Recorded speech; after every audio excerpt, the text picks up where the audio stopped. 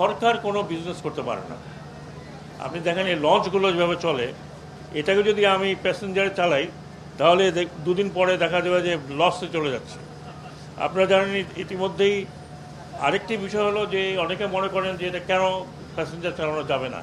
Passenger চালানো যাবে না এই জন্য আইএমও কনভেনশনে 100 বছর পুরনো কোনো জাহাজ প্যাসেঞ্জার চালাতে পারে না। সেটা হয় ঐতিহ্যের কারণে আপনি এটাকে চালাতে পারেন, ঐতিহ্য বা ইতিহাস বা যেটাকে বলি হেরিটেজ। সো আমি এটাকে হেরিটেজ জার্নি হিসেবে নাম দিয়েছি এবং এটা দিয়েছি একজন অপারেটরকে।